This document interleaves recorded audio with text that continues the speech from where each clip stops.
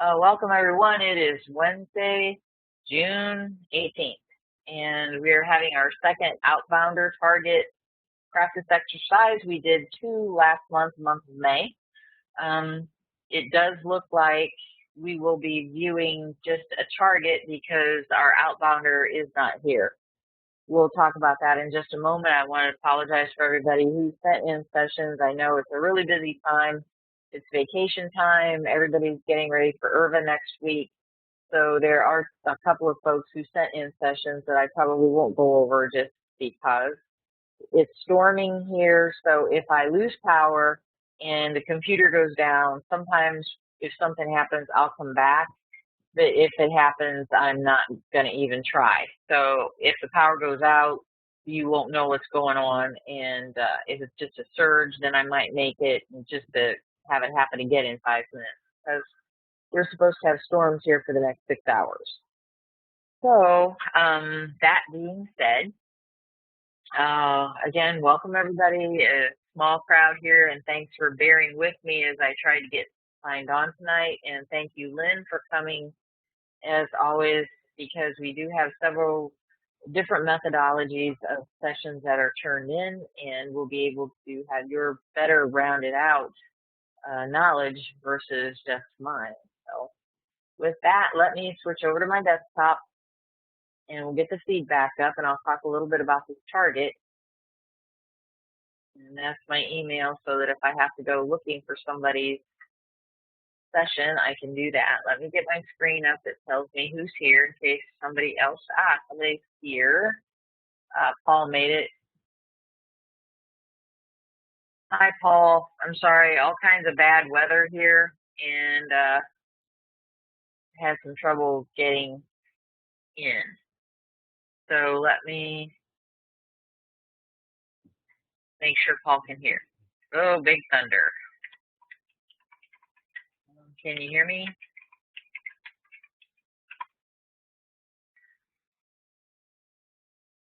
And we are just getting started.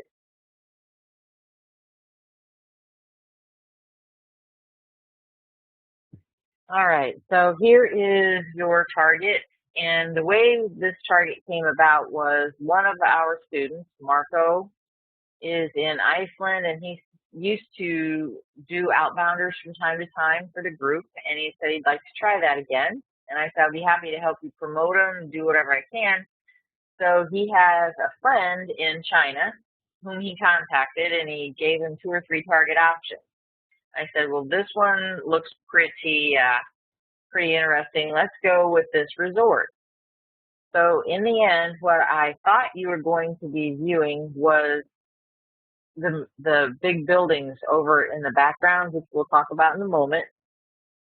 But when I got the feedback photos so that I could make up this document for you, it evidently maybe it cost money or something, but he didn't actually go over to the buildings. He's along the shoreline. Maybe he thought he'd get better pictures from here.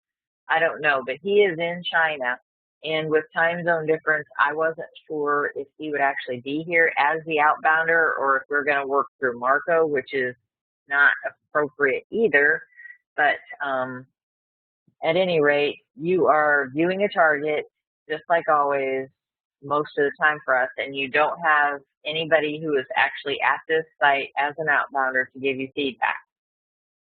So this is, if I am pronouncing this properly, Sanya, Hainan Province. Is that close, Lynn? And this is okay. At least it was close. The first image is where it was a male, where he's standing looking over across at this island. And you can see there is some of the location there. There's tropics. You can see the palm trees. And there's a bridge connecting the island over to the mainland. And that's the Phoenix Island Resort Hotel. That's Phoenix Island in the distance. Then he sort of did a little bit of a panoramic with multiple photos so you can see what the surrounding area is like. You're learning to remote view, so even though the resort was supposed to be the target, there's a lot of other information that you can get here, and you're not operational, you're students, you're practicing. So you may have gotten some of this because it is included in the feedback. There is more than one photo. So circling on around, we are now approaching, you can see some shelters here and some people off to the right. And somebody else is here. Oh, Bob made it. Sorry, Bob, we're having bad weather here. We've got a late start. So we're just getting started. We're viewing a target in China on Phoenix Island. So there you can see there are a couple of folks here. They're dressed in warm clothing. And there's a tropical looking location with the palm trees. And the lady that's sitting there looks to be holding something in her hand. So if you got food, you would be, if you can zoom in on this and really make it out, which I tried, you assume that it's food, but they can't tell that it's food, so that'd be a maybe. There's water there, but there's somebody else sitting off to the right, and they're both appear to be wearing shorts or summer type clothing. So this is the actual hotel, and this was what Marco has said we would go ahead and he would talk to his friend about, and this is what it looks like at night. So I thought that was pretty cool, and it would make a good target. And I won't read this verbatim, but the city is renowned for its tropical climate. It's a popular tourist destination, training site of the Chinese national volleyball team. So if you got purpose of sports, if you lobbed onto that instead of the resort. And in the history, there's some, again, we got off to a late start here. There's several listed, 3 different dynasties and who evolved into who. And the place was actually called End of the Sky and Ocean, or the End of the Earth. But it's a very, I won't say popular, almost revered place where everybody likes to go. It was also served as a place of exile for officials who found themselves out of favor with the country's rulers at some point. And there's an association with a monk and a missionary journey to Japan. So you're learning to stay steady in time and space. Some of these might be temporal attractors for some of you. You're learning to work with those. So as I looked at this timeline, I thought that was pretty interesting. And if you actually view what you're supposed to be viewing, which is the feedback, versus some of this other stuff, when you're learning to use move commands, a target like this would be very good because there's all kinds of different history here. And you can do that on your own. You don't have to wait for a WebEx webinar. And I'm encouraging my students to start using move commands and see what they can learn about getting more comfortable, and especially moving around in the T4 matrix. Here, the city then became a naval port for the Second Fleet of the Imperial Japanese Navy, and the main embarkation point for the Japanese invasion of Malaya and Thailand. And the People's Liberation Army was there in 1950, and the People's Government. And I'm skimming. Then in 2007, it became the first leg of the Beijing Olympic Games torch relay. So then, geography, it lies at the southern tip of the island.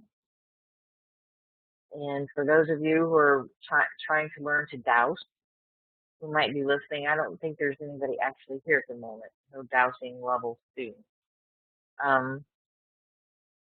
I thought it would be good to include the topography so that if you were dowsing, you'd maybe have that feedback. Here are the links for the feedback. Most of it came off Wiki. And the climate has a tropical, wet, and dry, featuring very warm weather all year round. Monsoonal influences are strong, with a relatively lengthy wet season and a pronounced dry season. January is the coolest month, and the hottest is June. and water temperature 68 and 83 degrees Fahrenheit-ish. So that is your feedback. I read more of it than I usually do, but as I said, tonight's target might be a little unusual just because it didn't go the way I had set it up in my head. You just have to, people are gracious enough to volunteer, and you work with it, kind of like operations. Okay, so that is the target. Now let me see if we can get some sessions. Move that picture over. Let's see who we've got here. Ron, I'm going to grab yours. And I don't think that you were repassed this time, that I was going to have all the sessions up. So we've only got 8 pages. Ron's kind of been on sabbatical. He's getting back into it. Good. He's got himself set up. Move to the time and place and describe, because this was an outbounder, I did not want people to think that they had to be awake when this, oh, and that's the wrong session. Yeah, hate it when I do that. That's last time's. We'll find it. It's here. Because we had 2 outbounders in May. Let me grab Janine's, and that's for retasking. Kim, it's not usually this bad.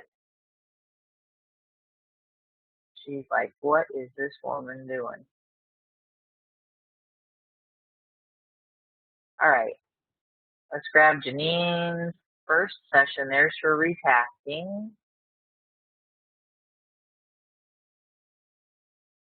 There we go. We're going to go via email this time, one at a time. All right, so here's Janine's session. It's 14 pages. She always has excellent structure. We had a little chat about nouns and naming, and she didn't think she was on target, and we had a little chat about what can you do if you don't think you're on target to get on target, and she named some move commands in an email.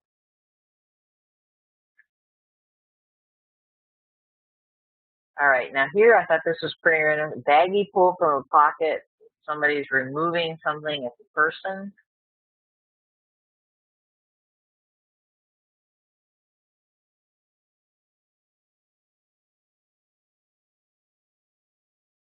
Studded with lighter points and it's dark. All right, so here is her summary. An outbounder target, aspects of biological, objects, man-made, and natural. Biological appears to be moving, and at times there is a sense of other people present. Sometimes the ground appeared uneven. There were perceptions of several objects present. The first appeared to be man-made, tall, wooden, brown-gray, rough, with parallel structure and peaks on top. It appeared to semi-enclose something else. Second object was pipe-like, large, curved, white or pale with a possible blue or green tinge to it. It had straight lines with a curved right angle bend and appears to be man-made. And the third object had 2 sides running parallel to one another. It was hard, horizontal, slanted, and might have enclosed something else. Fourth object consisted of what appeared to be 2 parallel similar structures, each with long horizontal pieces with nearly right-angled vertical shorter end pieces.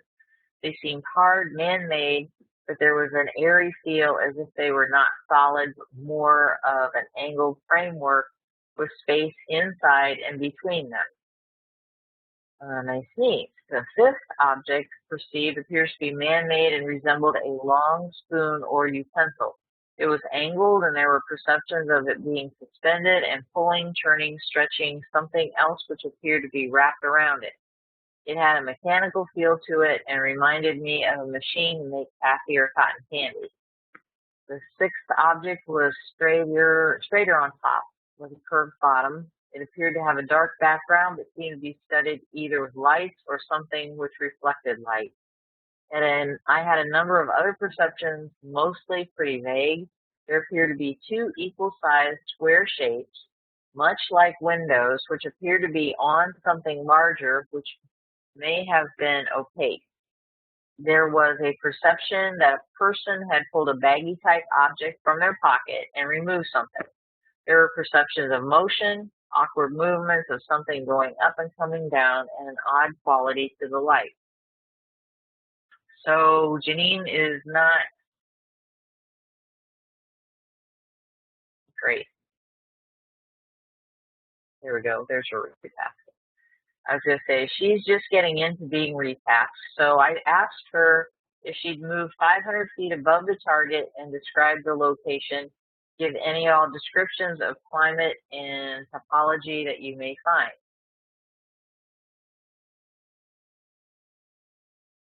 So she gets sight contact again because she had been on break. Gets her gestalt.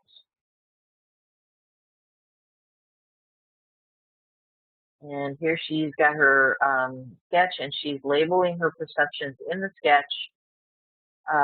Paul is just beginning student, and Kim is not.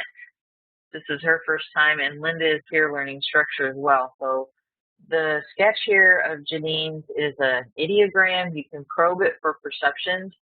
We advise you not write on your sketches and never obliterate anything. If you need to redo a sketch or embellish it, add to it, you just draw a clear X through it and come down and start over, and that way there's never any information lost. So she's probing her sketch for perceptions, and like area 1 is curved, protruding, tan, sandy colored, dotted with something, contrasting with what's around it, and 2 is darker than 1. The area to either side level, not but broken, and 3 is rising up behind, darker rock-like, hard, rough, uneven, dark brown, charcoal colored and rocky, and then 4, the area is flatter. And I'm just going down through this. She says 4 is vista, scenic, natural, ambient, soft air, moist, and humid. So this is a shorter session, her retasking for more information. So the target has aspects of natural, land, object, and biological. The natural appears to land with possibly to be, I think she meant to say to be, with possibly water nearby. Land seems to be layered with a curved section of tan or sand colored land protruding up into a straighter line of darker, more level land. Above that seemed to be a higher level of dark, rough, rocky land rising more steeply behind like a backdrop. There appeared to be something dotting the lighter colored curve of land intermittently. Perception seemed to be of some sort of scenic vista, wide and expansive. The air appeared soft and moist or humid. There was also a perception of water or liquid, possibly in front of the location. So when you take her sessions and reconstruct the words into a visual, Lynn, would you like to comment on her session at all? Yeah, I think from the looks of it, she was getting the area that you were showing there, and when she got around to objects, I don't know if 5 was included or not, but 6 was, then she had looked to me like she had moved out to the island and was describing those, I would imagine they're hotels, those resort hotels. I wasn't sure. I mean, she was nailing the like the beachy stuff and the open area in front of the structures. Now here she said there were 2, and they were opaque, and you could see through them. And then she's got somebody actually removing something from a baggie. And if they are eating, I thought, can't say that for sure, but there's a strong possibility. There's a strong possibility, but you can't. There's no feedback. I don't have that for sure. They're sitting there with a bottle of something, it looks like, and something is in her hand. And so, very important thing here, a beginner will say, since there's no feedback, I'm going to count that a no. That's wrong. Because no means you got it wrong. The question mark means you can't feed back. And in fact, I think you can see the bottle right there in Mhm. front of the woman, Yes. and Yep. I can try zooming in, which I did try before and didn't really get anywhere.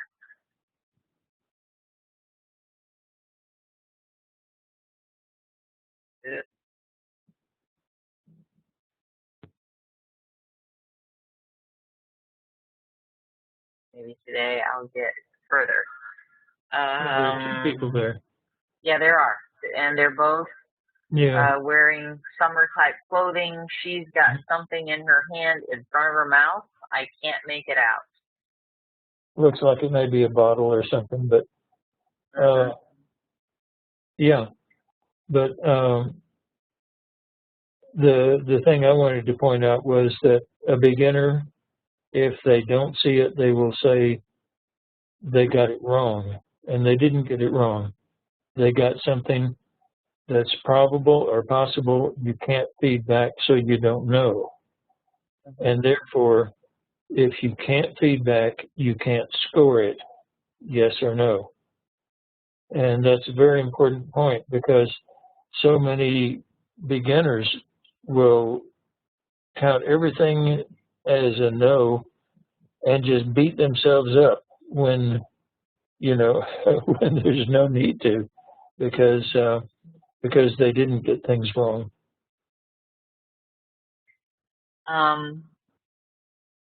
Janine, I know you have to type anything in.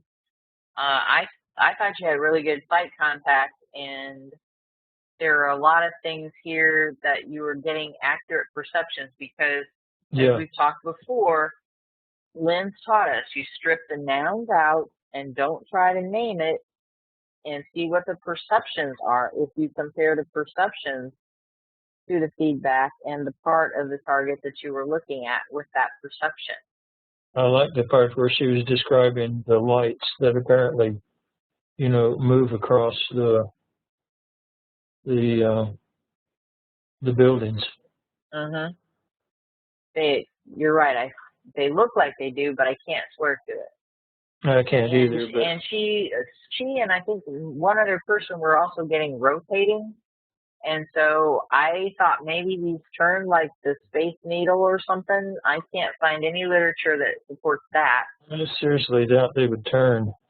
And I didn't know if the way these lights are, if those are stationary or if they move like a lava lamp or something. I don't know. That third one in looks like it's progressed around the building. So there again, we can't feed back. Oh, right. I see what you're saying. So it might move. I don't know. So anybody who wants to spend time, we always encourage you, not so that you make excuses for yourself and waffle, but research your target sites because your apertures might be just a little wider than what the camera feedback for the photo is. So you might be picking up something that's just out of camera range, or the fact that it's like you're driving down a street and you don't want to rear end somebody. You're trying, see, this is my favorite analogy, because people understand it. You don't want to rear end somebody. You've got your eye on the car in front of you, but you know there's stuff going on in the periphery, and it's the same in session. And the same in phase 2, when you're winking about the site, you've got other stuff coming in, even though you're just working one gestalt at a time. Yeah, I was noticing too that the shape of the hill behind these is exactly the shape that she drew. Ah. Let me see if I can, that's what happens when I start messing with stuff. All right, so this is her retasking. And that one? Yep.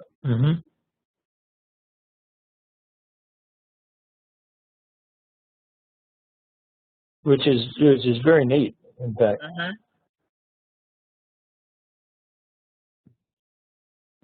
Yep, and she's got a lot of percent rising up behind, darker, rock light, hard, rough, uneven.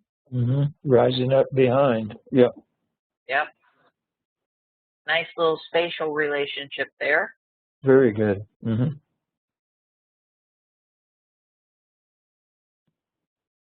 right. Well, I am looking to see if she's typing in any comments, and not yet. So I'll watch, Janine. If you have something that you want to ask or talk about, you did a lot better than you thought. You're beating yourself up.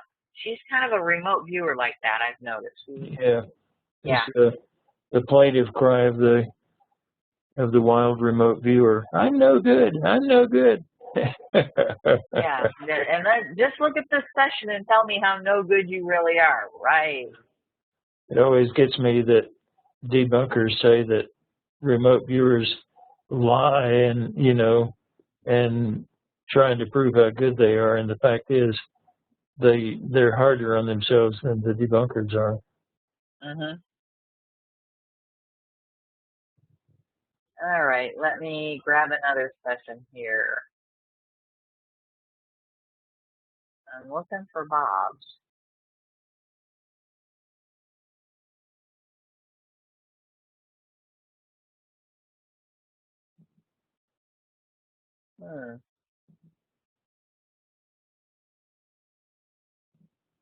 Well, I can go another route.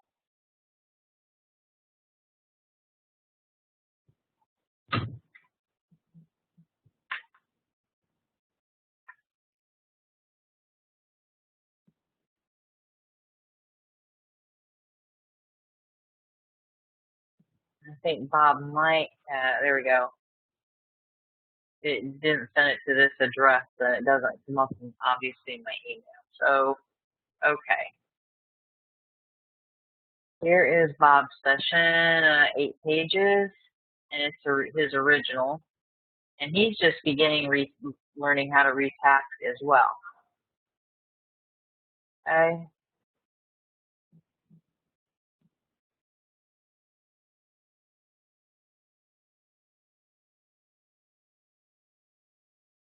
And coming down, he's got excellent structure. Wait, that I can do it. You're going to think I'm going to flip the wrong way.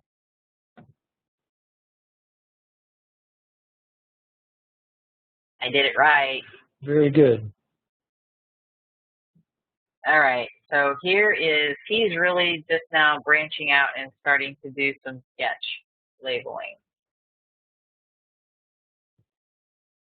So here we go. He's got all kinds of areas that he's probed. He's got a structure. It's brown, reddish, steely, and well built. And there's water to the west of the structure and man-made that's part of the structure, but it's aside from it, and it's round. And land that's flat, solid, and expansive. And he's talking about the natural environment after that. And he and I were talking about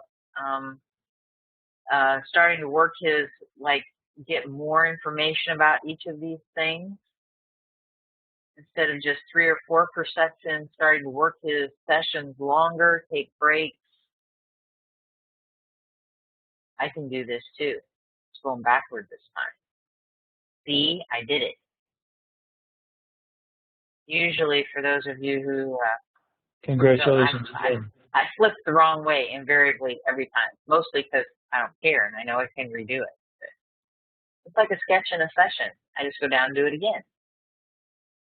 All right, summary. The target site is aspects of structure, man-made, water, and land. Structures taste bland and steely and smells antiseptic. There are echoing and hollow sounds present as the structure is cool and tense, silver and light brown in color with reddish coloring also. There are also churning sounds associated with the structure. It has a bright luminance. Its concept is storage, and it is still in motion. The structure is taller than its width and is a stand-alone structure. Its purpose is to keep safe and secure, and it is located near water. The composition of the structure is a high-rise and well-built. It is squarish, cube-shaped. There's also an element of roundness shape with the structure. I feel refreshed at this structure. There's a content ambience attached to the biological emotion of the structure. There's a paddle wheel type of apparatus of the structure carrying a concept of energy, motion, and renewal as well as conversion. The man-made has a steely wooden taste and a bland taste to it. Its temps are cold. Colors associated are brown and black, and the man-made makes a churning sound. It's round shaped and it churns in circles. Man-made is part of the structure, but aside from it, in relation, physical. The meaning of the man-made is renewal with an ecological purpose behind it. The water is salty and fishy in taste and cold in temp. It makes wavy sounds and is green-blue in color. The water is vast in measurement and is west in direction from the structure. It is a deep body of water. The land is green in color, natural in composition, and expansive in measurement. It's solid land which is flat in shape, and the ambience of the land is clear and quiet. I am calm at the land. Emotions of biologicals on the land are serene. It carries a peaceful and ecological conceptual significance. The overall environment with the land is green, wooded, and natural. And then for Bob's retasking, let's see if I can get it. I had told him, I gave him a move command to practice and told him to move to the top of the structure and turn in each of the 4 directions and describe. And I was expecting literally to see the water to the west that he was describing. Maybe my move command, instead of looking out, he looks straight down. I'm not sure, so that might be my expectation versus what he was thinking he was supposed to be doing. Move to the top of the structure, turn to the east, look down, describe what you see. So he's going through what he's green, gray, cars travel, it's busy. Then turn to the north, look down, describe what you see, green, square, gray, and cement. Turn to the west, look down and describe what you see. Row pattern, biological streets, and then turn to the south. It's narrow path entranceway, and move back to the assigned target and end session. So I was just giving him some practice with move. See, I did it with move command.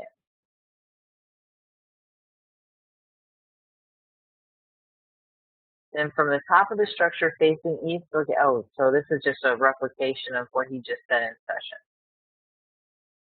For those of you who are newer, you can still get new information in summary writing.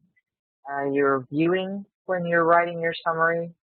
So if you do get something new, don't be surprised. You can, it's your choice. You're a viewer, you're in charge of your session, so you can keep it or throw it out. But just be aware that it may come in and don't think that it's junk. Lynn and Bob, if you want to make comments, have a conversation. It's pretty impressive. Yeah, he does a good job. He does. And he's still a rookie. He's been working very hard and very diligently. Structure too. Yep. He does. He's a very careful documentation person. He wants to make sure that people can understand his work and be able to follow it. And that way we know what he's trying to record. And he understood, because he had done a little bit of study with Courtney ahead of time, so he had some remote viewing knowledge when he came to us, so he's been very diligent about learning structure. So now I think some of the things he's going to work on are deepening his session, because he's got structure down and starting to chase details. Bob, did you? Oh, there's a comment from Janine. It turned out better than I thought it was going to. Uh-huh. You sometimes have been in a slump lately there, ma'am. You did a great job. Nice to surprise yourself. Nice to surprise yourself, isn't it? Yes, it is. Bob, if you had anything you want to say, you did. It was good time, good session. Very good session.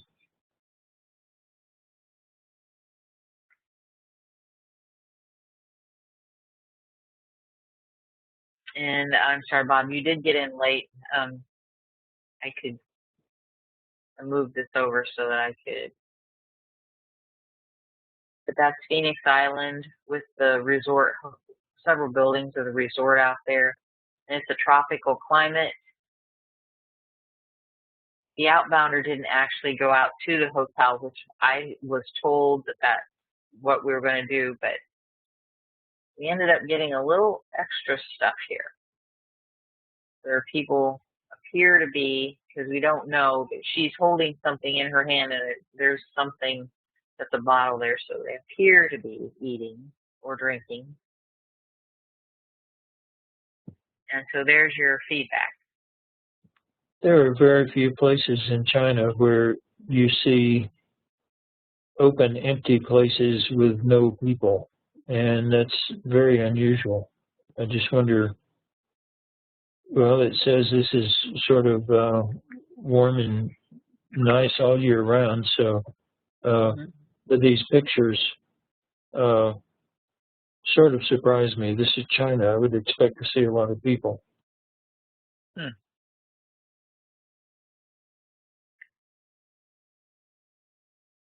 I can't feed back. It may have been taken at some time early in the morning, or who knows.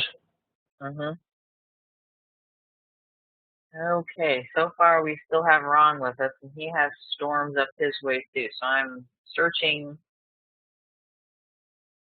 06. Oh, that's right. He used the wrong coordinates, and I said that he was tripped up because I did 2 Outbounders, and so he used coordinates for tonight. Okay, so here's a lesson. Lynn, Ron did what we normally do. Today is the 6th or the 18th of June, so today's coordinates would be 140618.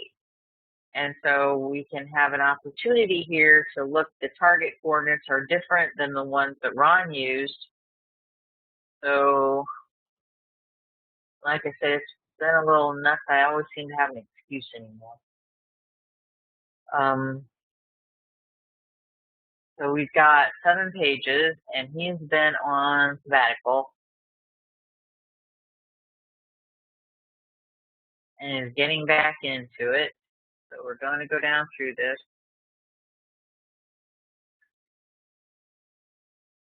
I remember now his sketches. I was standing me on my head trying to figure out site orientation, where he might be, what he might be seeing. He says that when he's at the target, it makes him breathe better. I like that. And he has mechanism down. Oh, is that you? Oh, I thought it was Dial America right on time. You're gonna. Yeah, better you than me. Normally it's Dial America wanting me to renew magazines, like clockwork. First, there is a message on the machine I haven't even looked at yet. Maybe that's them. They don't usually leave messages, though.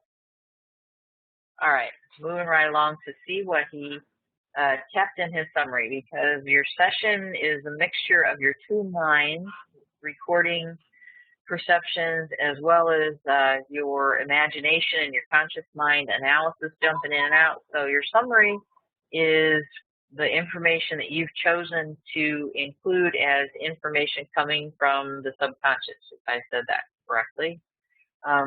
The target site is a location with elements of natural, land, man-made motion, and liquids. The natural appears to be soft with a blue-white glow. It feels cool and is X-shaped. A leafy yellow substance with a border of orange seems present. The land has areas of rolling green-brown patches, as though it was freshly plowed. It is open area with a musty smell. I think it is musty smell. Yep, similar to peat. The man-made is hard and shiny. It has a round and reflective surface, show gray and white around it. It seems hollow and hot with red letters. It seems shaky, and there is a squeaking, rattling sound similar to a child's rattler. Appears to be a wooden structure with metal parts inside. There's a mechanism making a clicking sound. The last repair was some cobbles, making Oh, it run hot. yeah. There is a need for, and this was what he did at the plant, so he would know. There is a need for work. It seems it was lubricated with oil instead of grease, making it sticky to the touch. There's motion present, appears to go from left to right, moving quickly. Gives off a reddish-orange blur in a windy area, and the speed can be stepped up or slowed down in this dry, dusty area. Liquid is present. There's dripping sounds to the right where the liquid is captured and appears glistening with a green tint with a mossy taste and musky smell. So, and he's getting stuff for like miniature golf, beach ball, pulley, and fountain. So, that being said, I was trying to figure out if he had doorknobbed onto something, or if, I even flipped this around to see if this upside down graduated rectangle piled on top of each other like a wedding cake upside down was even those buildings from the ones where they're picnicking, or it looks like they're picnicking. Although normally he does a great job with sketches, I was trying to figure this out. So do you think, is he on target, not on target? Do you find anything in any of that feedback, or did the coordinates pull him to something else? Because I would be very interested in seeing what would happen if he suddenly went and picked a random target, or if you picked one and put the day's date to it to see if he had described it.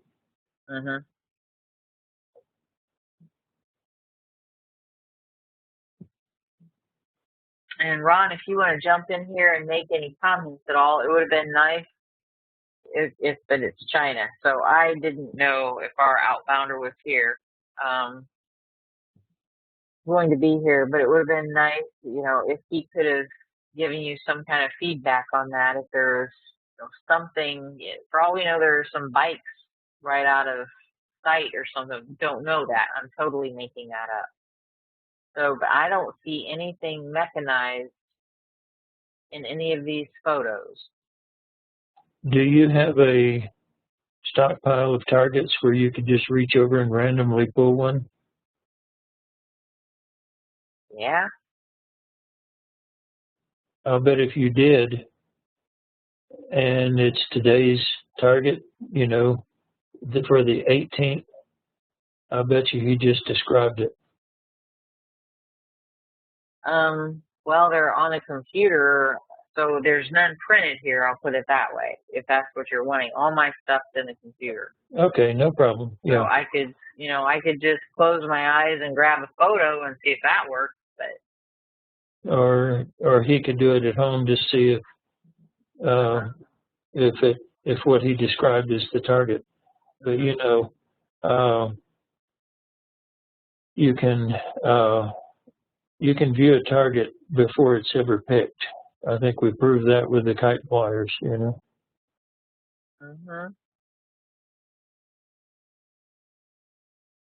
only thing is I'm looking right straight down at a photo. Does that count? Probably not. He wouldn't like that. Did you pick it randomly or what? No, it's just sitting here, waiting. Oh. Did he describe it? You tell me.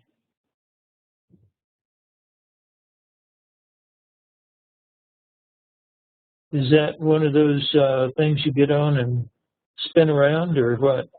Yes.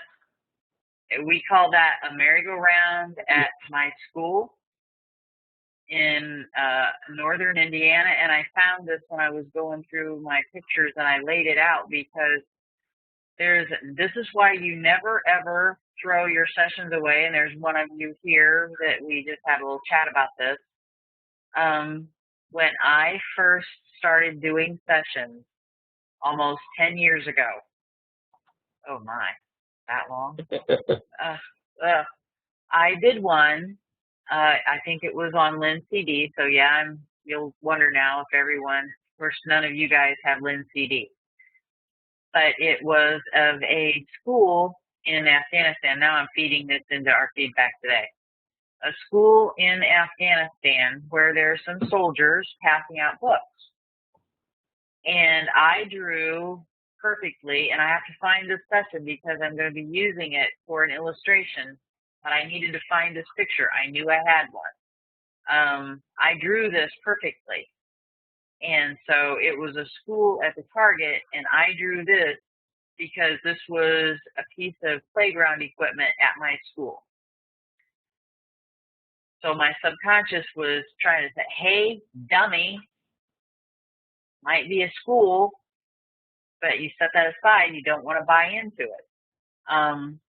But as for this piece of equipment, I mean, it is old as dirt. It's not there anymore. And yeah, back in the day, they would have been using grease guns on it. So I don't know if this works or not, but it would go in a circle and you would pump.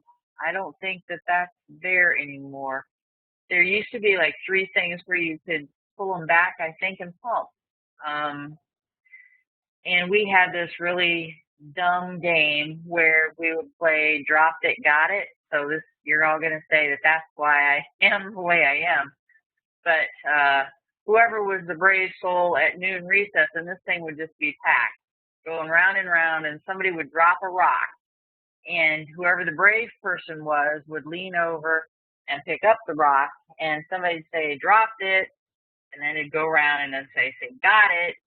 And that was all well and good until inevitably somebody would lose their balance and end up underneath and get kicked ruefully until everybody's like, oh, they're down, and they'd stop the thing, and like it'd be bawling, and nobody ever got killed. But, school days, yeah. Yeah. Take Take a look at the sketch you made. I'm going. I have to find it. All right. Okay. So I'm not very objective at this point. He's got a thing that spins around, evidently. I don't know what these things are, but look up at the top. He's got them in the right position, so I'm not sure. The windows over the doorway and so forth. The off to the right there looks like the mechanism that would turn the thing. I don't know. I would say he got some, and these look like birds or something. I'm not sure what he intended them to be, but outdoors. Yeah, I think he got this target that you're showing us now. I don't know if you wanted me to pull something random. I'm just looking around and it's like, this is just laying here for better or for worse. It's like, okay, I got this. That's good enough. Yeah. Mm-hmm. Okay. Well then, so did any of that actually map up, do you think? I think so. The target is location with elements of land and made motion. Oh, geez. Freshly plowed. That's a country school and there's farm fields all around it. Rolling brown patches, yeah. Freshly plowed, yeah. I don't see any red letters. It's white. Squeaking, rattling sounds, similar to that thing squeaks a lot. Appears to be a wooden structure, metal parts inside.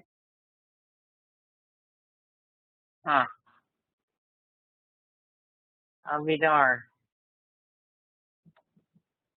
Well, we don't see that every week.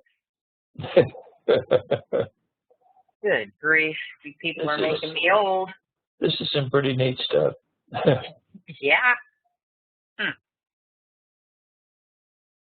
Well, that was pretty impressive, Ron, and all from having, some off coordinates. Yeah, today's coordinates, and there it is, right there. Weird. Neatly weird. Okay. Viewers, we do weird all the time. Yeah. We should get t-shirts.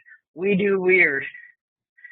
All right, let me see who's still here. We've gone over Janine, Ron, Linda didn't send one, Lynn didn't send one, you slacker. Off getting your teeth pulled and stuff. And Bob's we did. Paul didn't send one yet. He's just in the manual review. So let's take a look at Kim. Kim has been learning at home and found us, I think, from the Facebook group, as I recall. So she's done her best to try and get a session put together here. She's never sent anything in before. So target site appears to have some tall constructs in a garden-like area with a mirror effect like water. I'm getting a triangular construct that is pieced or made up of many segments, modular-like, maybe some other sort of art display that seems partly obscured by a wall that is shaped like a sub. I believe there's a dome-top building or circular structure here and a bridge that leads to it.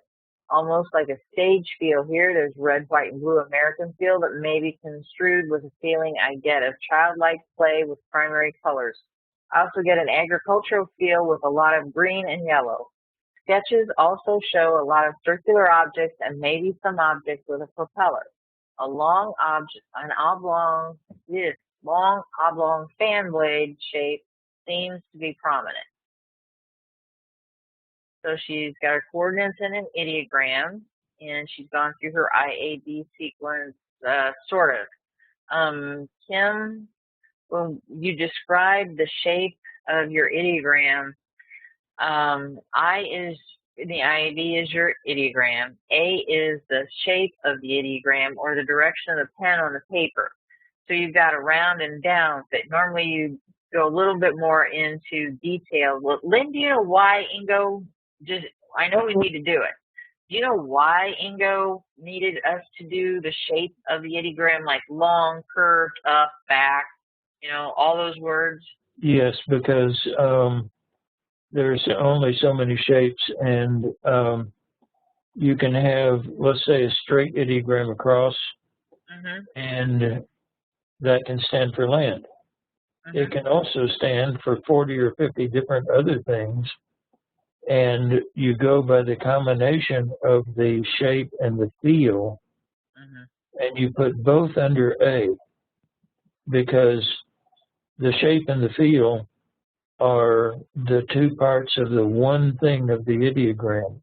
So when you describe the ideogram, you have to describe both its shape and its feel, and then you can say, B, that's my ideogram for whatever. So, like for me, a straight line across that feels rough, I know it's land.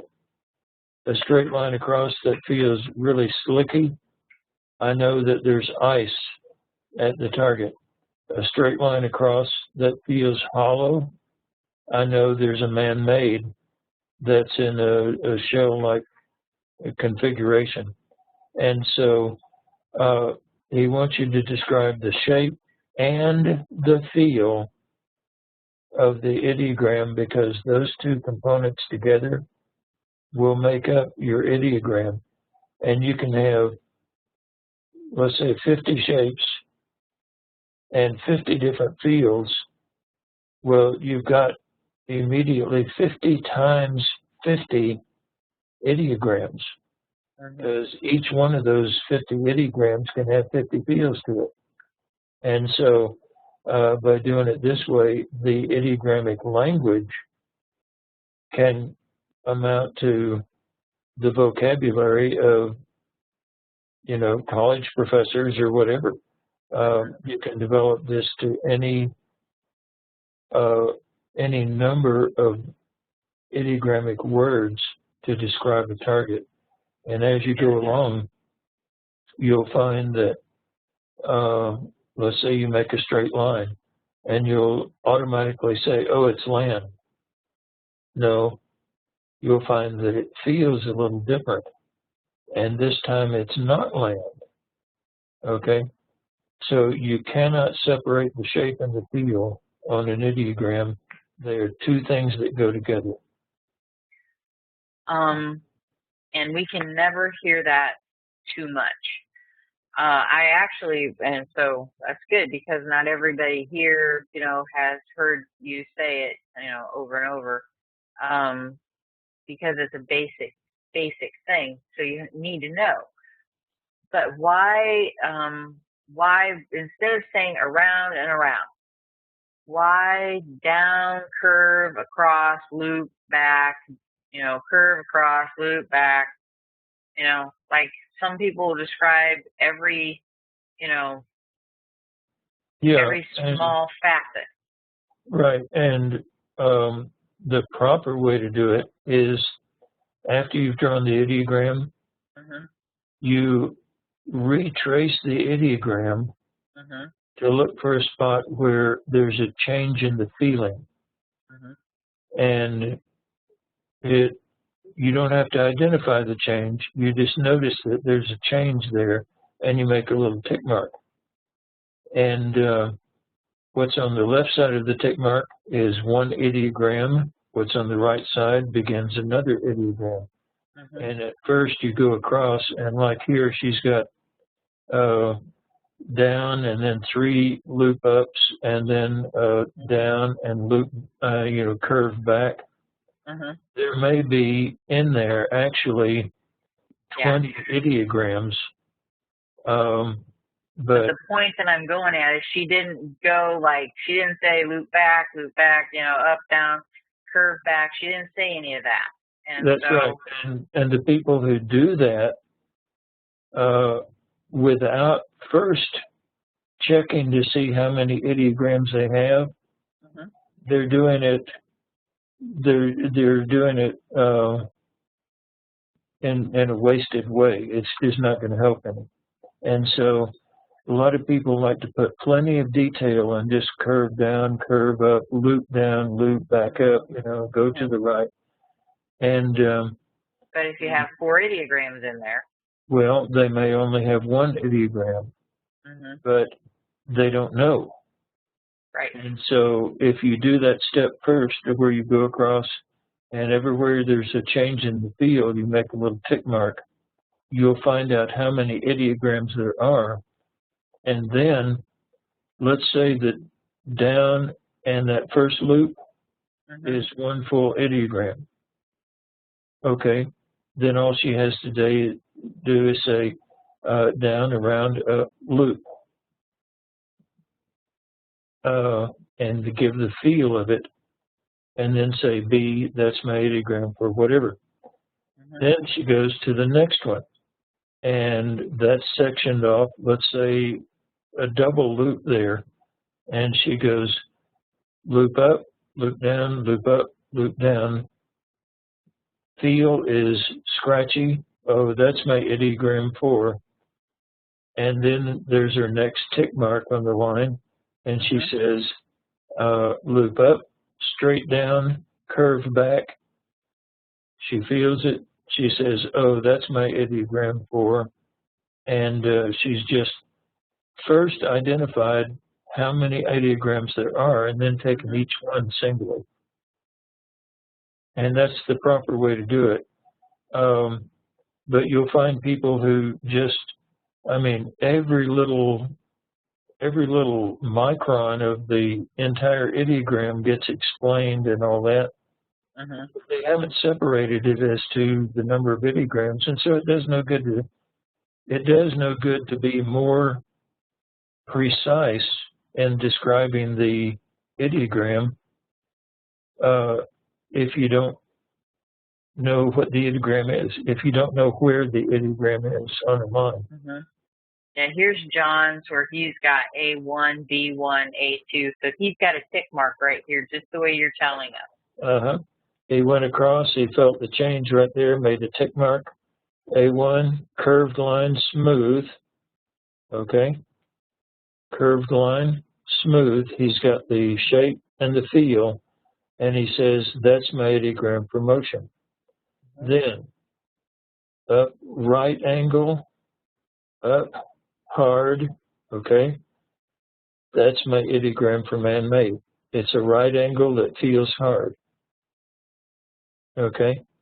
And so by getting the A part, which describes the two aspects of any ideogram, which are the shape and the feel, he is then able to say, oh, that's my ideogram for whatever.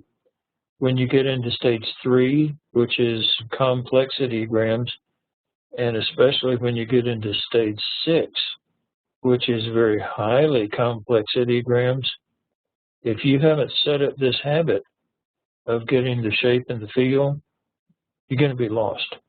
You just plain going to be lost. That's it.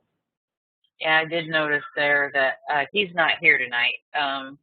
He did go down, and the next time he took coordinates, got a fresh ideogram, he labeled them 3 and 4 and stuff. So I might drop him a note about that. So yeah, generally every ideogram we start over on the numbering. Yeah. It goes along with the attitude that there's no session above the line you're on, because you don't try to remember things and carry them with you. If you do, by the time you get through the first page, you're carrying so much baggage with you that you can't even view anymore. So, yeah. And then look what she's done on her second ideogram here. And Yep. She's learning at home. Look what she's done. Very good. Up, down, over. Okay. Again, no feel. And she says structures. Structured, yeah. And she's got an early, her pen didn't even come up. She hit that 1 and bang, she got an ideogram. Yeah, that's good. She's also got here, I think, river and stone. Those should go over to the side. She's trying to identify what the ideogram is. She's getting perceptions, I think. Yeah. It's rough stone.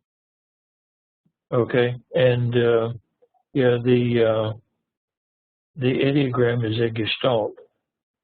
So if she had said stone-like or something, well, it would still be too early. She's still mixing in there. Yeah, she's just been doing this on her own at home without any guidance, from what I gather, and so she's getting all kind of perceptions. Yeah. Listen, this is not shabby at all. I mean, this is good. It's pretty interesting, actually. Yeah, I like the fact that she's getting the rounded peak type things with the hole, especially with a hole in the middle. And right here. Now look at this one though. You see this right here? Yeah. This flower.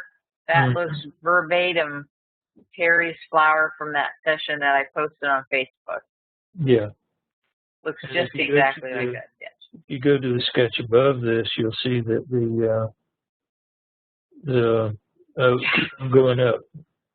Keep on right going. there, that looks like Terry's too. Yeah. Okay. See the big rounded thing there? And it's got the hole in it. Yeah. And it has the hole in it. And then the 3 others beside it that are smaller. Then off across the water, you can see the buildings. Yeah. Good sight contact. And if at this point she had no idea what the target was, then she was doing exactly what she was supposed to be doing. The minute you decide you know what the target is, you're going to mess up from then on. All right, she's got metal shiny circles, wet drops on them, shiny glare, slight dome, and disc shape.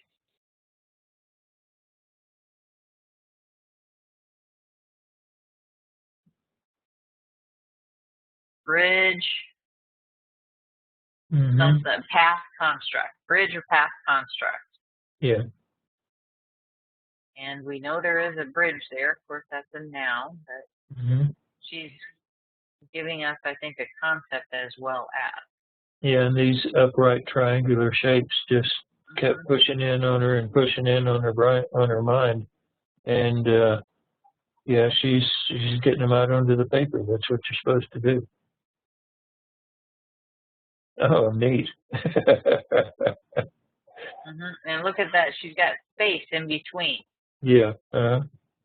She actually labeled it.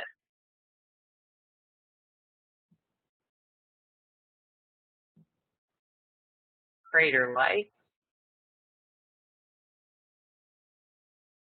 So she's got gulls, repeated caws and birds, grassy, rough stone, wet areas, and damp, cool, yellow-green area that feels red, white, and blue. I think we've heard that before. AOL honeymoon, AOL corn, and let's see, salty and metallic, salty, musty, wavy, wiggly tail, spiraling. And then dimensions, we've got some shapes, and AI is feel okay here. Bone-like coral formation, round and hollow. Yeah.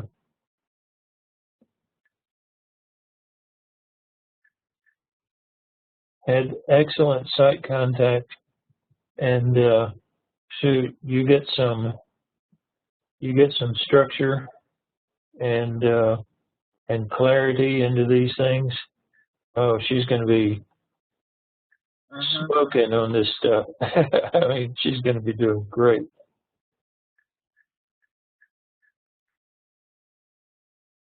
Yep, right now we've got a lot of random going on, but what I'm seeing, Yeah.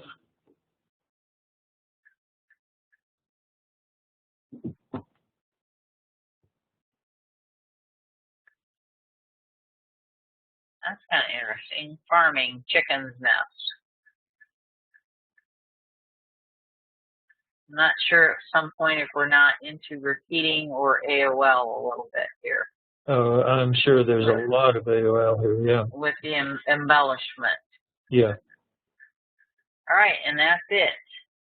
So for your first little chit-chat with us, where's she at, Kim? Hopefully up there. There's Kim. I know your mic is working, Kim. Did you want to make any comments, ask any questions? Oh, she says, I can't believe this is free. Yeah, well, we come and hang out on Wednesdays. There are some parts that aren't free, but anyway. Yeah, all you have to do is show up. That's why we're here, and you can listen to the recordings too. That's why I'm making them, so that people who can't afford trainers or can't afford to travel, one of the things when I came into this, I was looking for answers because stuff was happening. As Lori would say, my psychic was hanging out all over the place. And I thought there are people out there going to bed every night with questions about themselves. They think they're the only ones in the world. They think they're weird. You know, they can't find us in books anywhere. And that's another one of the reasons that I'm doing this. And actually, I'm not too sure how much longer I can do it. I have other things I need to be doing. And I've been doing this online with Lynn in WebEx for probably about 3 to 4 years. I know we have almost 100 videos up.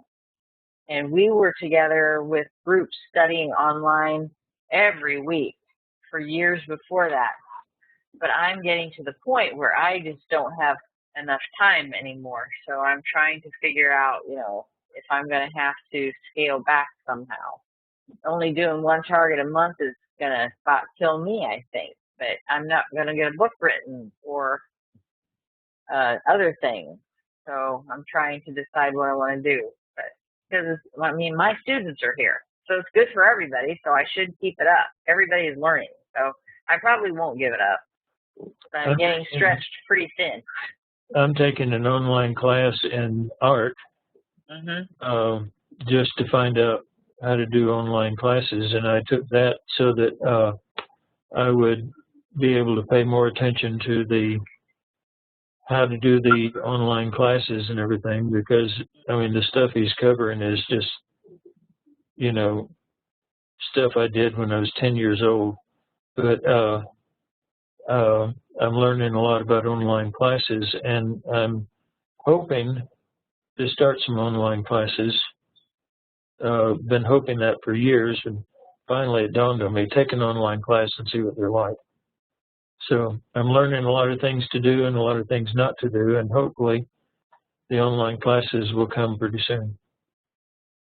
You listen to your local psychic then, huh? Take Yeah, on my black. yeah, finally. Here's John's session. He's not here.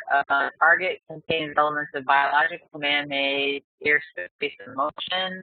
Human, male, Caucasian, greater than 5'9", standing vertical, working ambiance, alone, slender, wearing black-colored clothing, creating and testing ambiance with man-made 1, hobby-like ambiance with emotion of enjoyment. Man-made 1 has aspects of tool-like stationary moving parts. Moving part is silver, circular and rotating. Has 1 black-colored ring inside. Is hollow and metallic and vertical. Being handled, manipulated by humans. Attached a blue-colored platform which is stationary, supporting circular position. There's a high-pitched sound emanating from the man-made. Man-made 2 has hollow structure, pale green color, and residential ambiance, and the motion has aspects of sideways and rotating, pushing, sliding, even repeating motion, and the airspace has outdoors warm temperatures. I don't know if my little photo here that we just flipped up here, if he viewed that. Do you see anything in his session that looks like it would go with China? Because the inside of this thing is blue. Yeah, I didn't see anything flipping through it there. You know, when you were flipping through it, nothing jumped out at me.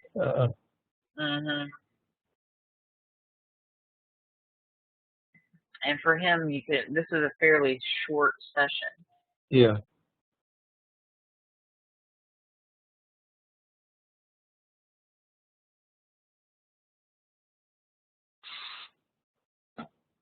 And really, I think you got outdoor structures, and yeah.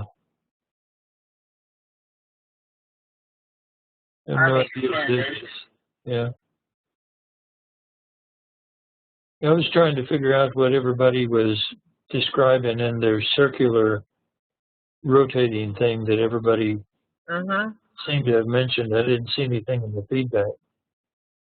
No, I looked to see if there was anything, the play of lights on those buildings, or, you know, like I said, maybe they rotate like the Space Needle. I couldn't find a thing. I can't picture a building that size rotating. Me either, but who knows? You know, it was Olympic Village stuff. Yeah. Maybe not Village. It was they did part of the Olympics with the runner, or the torch, but one or the other. But I couldn't find anything that rotated, and everybody's getting circular and rotating.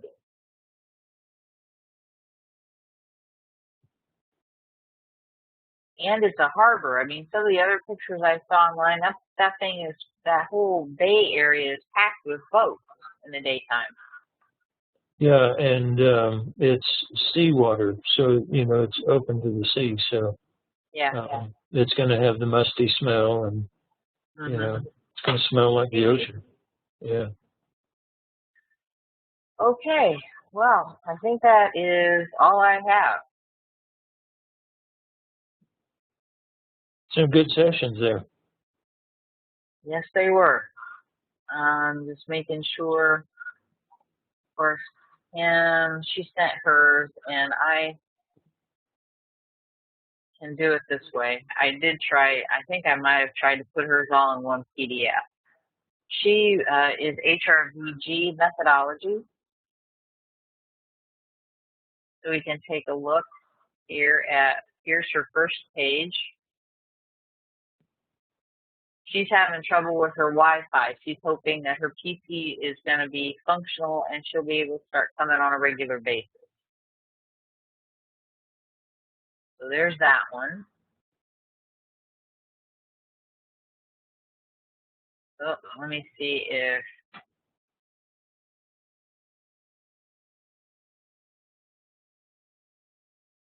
this is where I get into trouble.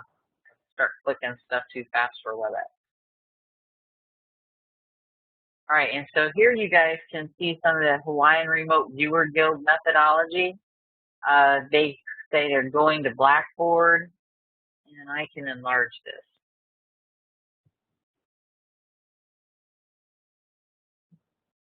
and they have sections that they have different sensories that see, like across the top, sight, sound, smell, temp, and other.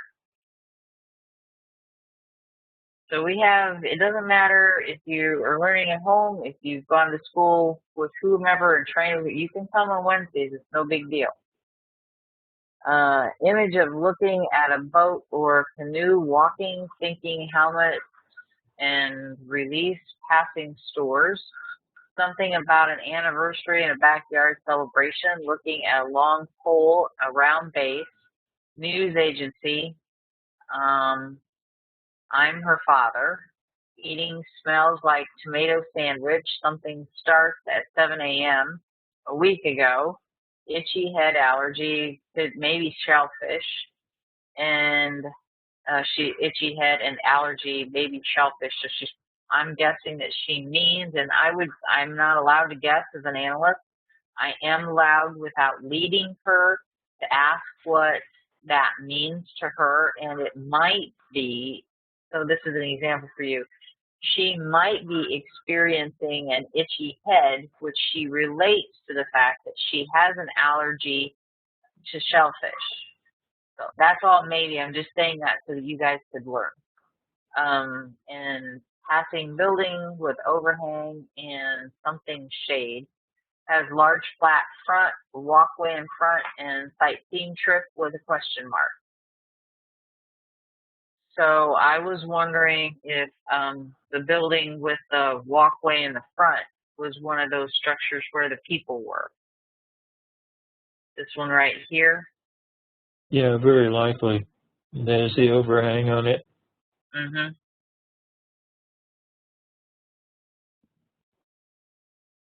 Because it does have a bit of an overhang.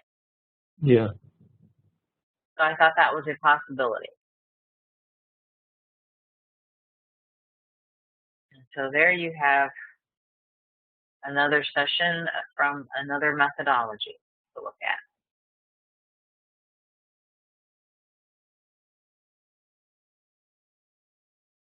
And with that,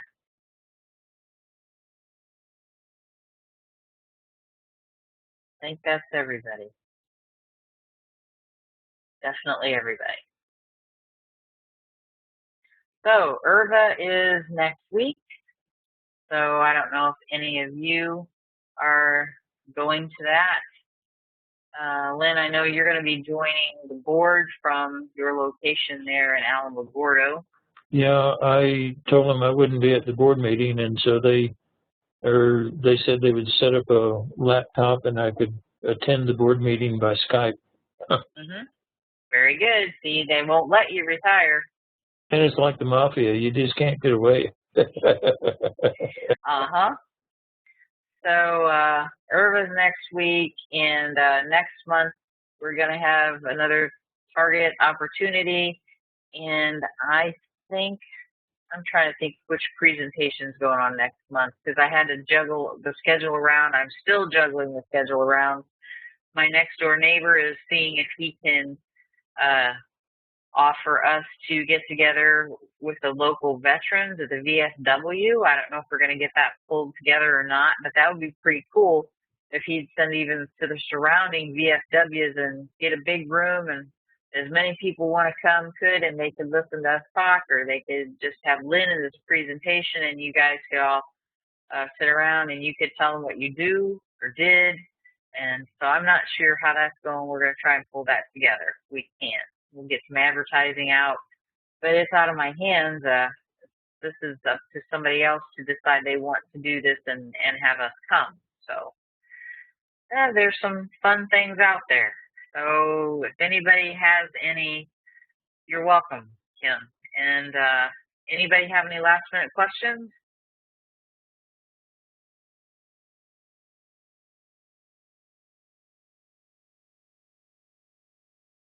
Speak now or forever hold your peace. At least for 2 more weeks, or until you get out of here and remember them, then you email me. So, all right. With that, thanks for coming, everybody. I'm so glad that in spite of the storms and the issues with getting signed on, we did go over those sessions because there were a lot of good sessions. You worked hard to get them in so we could talk about them and try and do my best to make that happen for you. So take care, and we will see you in a couple of weeks. And if anybody's going to be at IRVA, I'll see you there. Good night. Good night. Good sessions. Thank you, Teresa. You're welcome. Thank you, Lynn, for coming.